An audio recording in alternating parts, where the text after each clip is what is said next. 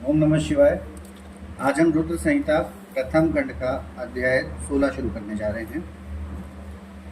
स्वायुंभव मनु और शतरूपा की ऋषियों की तथा दक्ष कन्याओं की संतानों का वर्णन तथा सती और शिव की महत्ता का प्रतिपादन।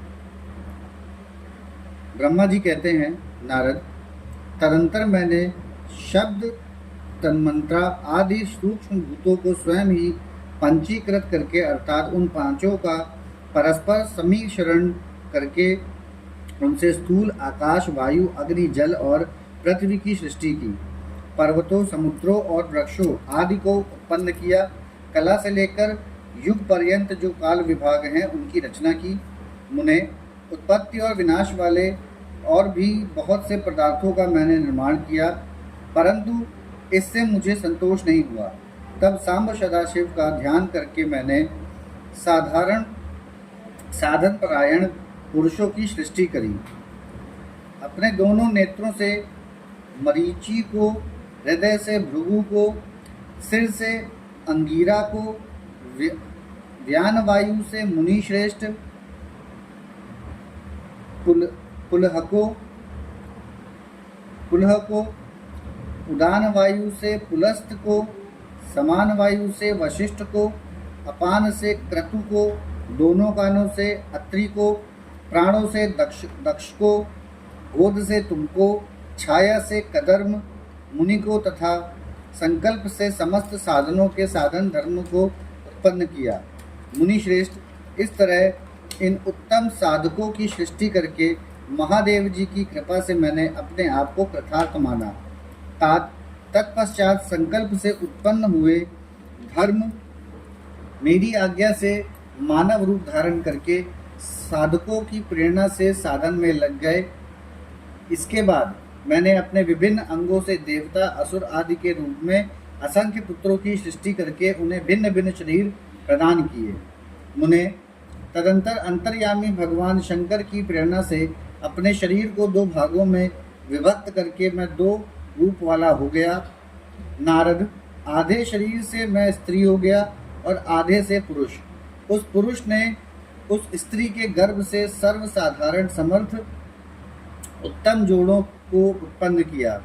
उस जोड़े में जो पुरुष था वही स्वायंभुव मनु के नाम से प्रसिद्ध हुआ। स्वायंभु मनु उच्च कोटि के साधक हुए तथा जो स्त्री हुई वह शतरूपा कहलाई। वह योगिनी एवं तपस्विनी हुई। तात, मनु ने वैवाहिक विधि से अत्यंत सुंदरी सतरूपा का पाणी ग्रहण किया और उससे वे मैथुन जनित सृष्टि उत्पन्न करने लगे। उन्होंने शतरूपा से प्रियवक्त और उत्तानपाद नामक दो पुत्र और 3 कन्याएं उत्पन्न की। कन्याओं के नाम थे आकृति, आकुति, देवहूति और प्रसूति। मनु ने आकुति का विवाह प्रजापति रुचि के साथ किया। मजली पुत्री देवहूति कदर्म को ब्याह दी और उत्तानपाद की सबसे छोटी बहन प्रसूति प्रजापति दक्ष को दे दी। उनकी संतान परंपराओं से समस्त चराचर जगत व्याप्त हैं। रुचि से आकुति के गर्भ से यज्ञ और दक्षिणा नामक स्त्री पुरुष का जोड़ा उत्पन्न हुआ। यज्ञ के दक्षिणा से 12 पुत्र हुए। मुने, कदर्म द्वारा देवहूति के गर्भ से बहुत सी पुत्रियां उत्पन्न हुई। दक्ष के प्रसूति से 24 कन्याएं हुई। उनमें से श्रद्धा आदि 13 कन्याओं का विवाह दक्ष ने धर्म के साथ कर दिया। मुनीश्वर, धर्म की उन पत्नियों के नाम सुनो: श्रद्धा, लक्ष्मी, घृति, तुष्टि, पुष्टि, मेघा, क्रिया, बुद्धि, लज्जा, वसु, शांति, सिद्धि और कीर्ति। ये सब 13 हैं। इनसे छोटी जो शेष 11 सुलोचना कन्याएं थीं उनके नाम इस प्रकार हैं: ख्याति, सती, संभूति, स्मृति, प्रीति, क्षमा, सन्नति, अनुसूया, ऊर्जा, स्वाहा तथा स्वधा। भृगु, शिव, मरीचि, अंगीरा मुनि, पुलस्त्य, पुलह मुनि श्रेष्ठ, क्रतु, अत्रि, वशिष्ठ, अग्नि और पितरों ने क्रमशः इन ख्याति आदि कन्याओं का पाणी ग्रहण किया। भृगु आदि मुनिश्रेष्ठ साधक हैं। इनकी संतानों से चराचर प्राणियों सहित सारी त्रिलोकी त्रिलोकी भरी हुई है। इस प्रकार अंबिकापति महादेव जी की आज्ञा से अपने पूर्व कर्मों के अनुसार बहुत से प्राणी असंख्य श्रेष्ठ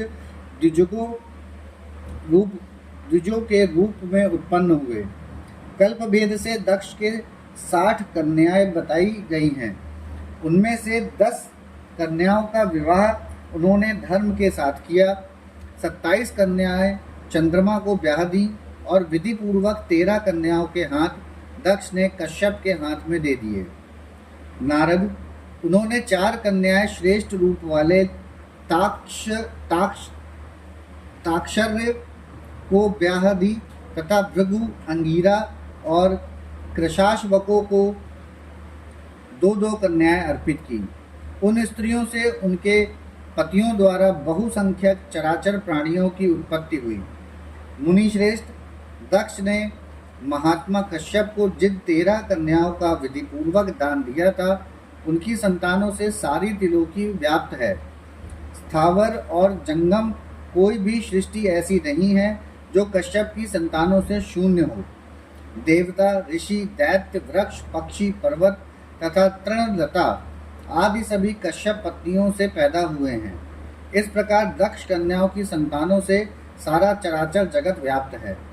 पाताल से लेकर सत्यलोक पर्यंत समस्त ब्रह्मांड निश्चय ही उनकी संतानों से सदा भरा रहता है, कभी खाली नहीं होता।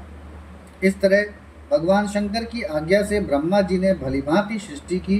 पूर्व काल में सर्वव्यापी शंभु ने जिन्हें तपस्या के लिए प्रकट किया था तथा रुद्रदेव ने त्रिशूल के अग्रभाग पर रखकर जिनकी सदा रक्षा की है, वे ही सती देवी लोकहित का कार्य संपादित करने के लिए दक्ष से प्रकट हुई थी।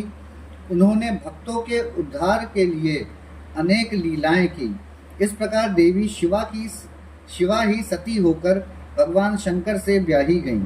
किंतु पिता के यज्ञ में पति का अपमान देख उन्होंने अपने शरीर को त्याग दिया और फिर उसे ग्रहण नहीं किया। वे अपने परम पद को प्राप्त हो गईं। फिर देवताओं की प्रार्थना से वे शिवा पार्वती रूप में प्रकट हुई और बड़ी भारी तपस्या करके पुनः भगवान शिव को उन्होंने प्राप्त कर लिया। मुनीश्वर,